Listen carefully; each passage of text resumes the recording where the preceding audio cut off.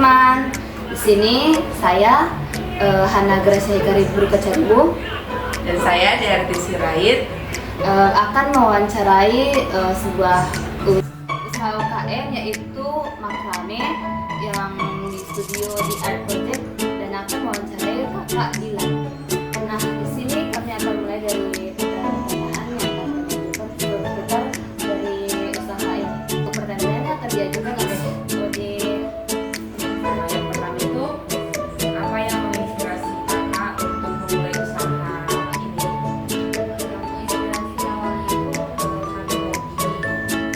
mencari hobi baru sih, tepatnya mencari hobi baru.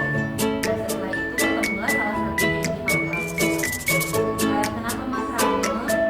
Nah, pada saat itu tahun 2021 lagi COVID ya, lagi pandemi COVID. Orang-orang lagi WFH ya, terus salah satunya orang suka dekor rumah karena lagi di rumah gitu ya kan, suka dekor rumah.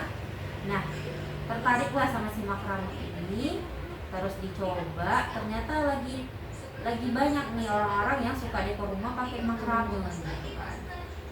Terus coba deh gitu kan. Pas udah dicoba, rupanya seru juga gitu ya kan, seru. Posting di Instagram atau WA itu ya kemarin. Ternyata ada teman yang nanya, bagus ya, terus dia langsung minta dibikinin gitu. Nah, awalnya dari situ, lama-lama ya sampai sekarang ada aja terus gitu. Ternyata jadi jalan rezekinya gitu. Berarti ini kakak mulainya mulai tahun 2021 gitu, awalnya cari hobi baru. Pada saat itu kakak masih kerja sih. 2021 kakak kerja, 2022 awal ya kakak resign karena kan punya bayi lah kan gitu. Terus kayak gimana caranya nih aku tetap di rumah tapi aku tetap punya penghasilan gitu. Ya udah cari hobi baru, salah satu inilah di makrame inilah ternyata fashionnya lah untuk saat ini. Bahannya ini dari mana? Kalau untuk suplai bahan kita semuanya dari Jawa sih Dek, karena memang produksinya di sana. Kalau di sini yang belum ada. Ini online? Iya, online ya. Terus jenis yang kakak yang paling sering kakak tawarkan itu yang gimana? untuk jenis produk yang paling sering ditawarkan atau yang paling banyak terjual lah ya depannya.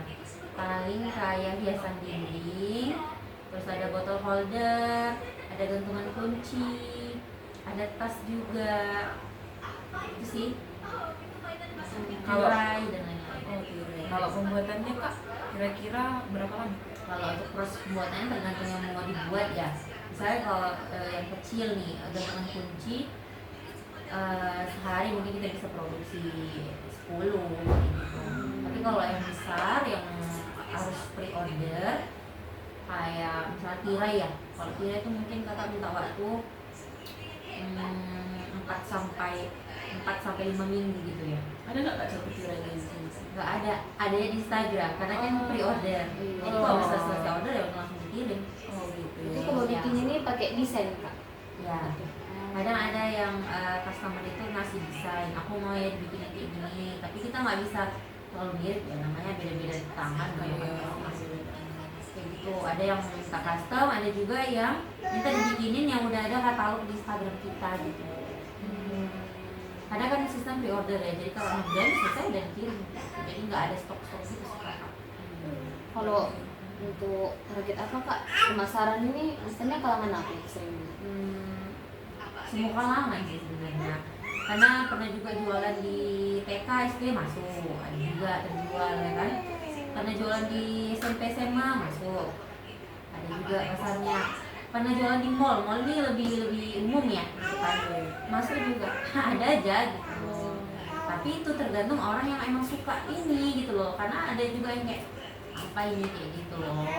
Tapi ada yang lucu ya, Iya. apa nih gitu ya kan, nah beli gitu.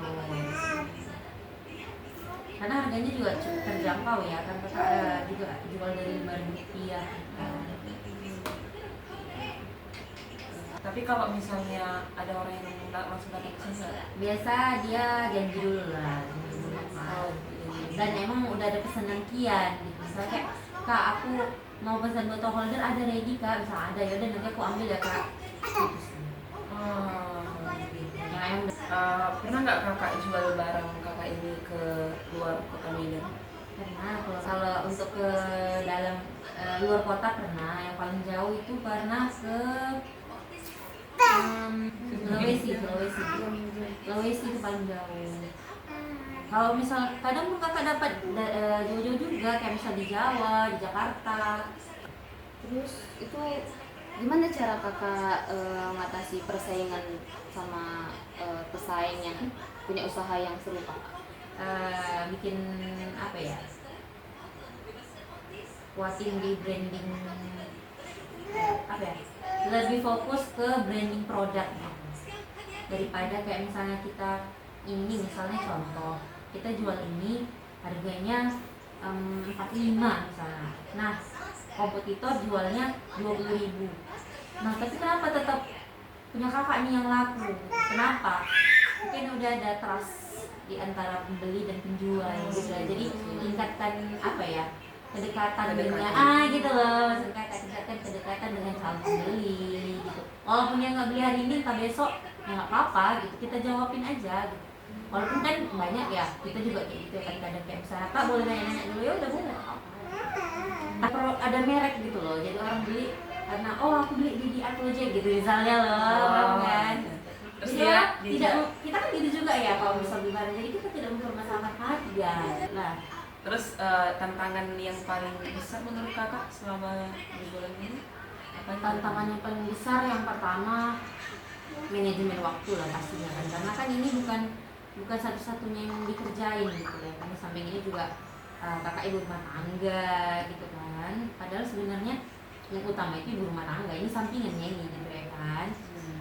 Terus yang kedua mungkin di awal-awal dulu agak sulit sih mengenalkan makrame ini ke orang lokal, karena banyak orang nggak paham ini apa, kita harus menjelaskan lagi ini gunanya untuk ini, seperti itu. Jadi kita kenalan dulu gitu. Sekian wawancara kami bersama Kak Dila di usaha makrame yaitu di Art Project. Sekian, terima kasih. Jangan lupa follow ya teman-teman, link kakak itu mau pesan nanti di bawah. Bye.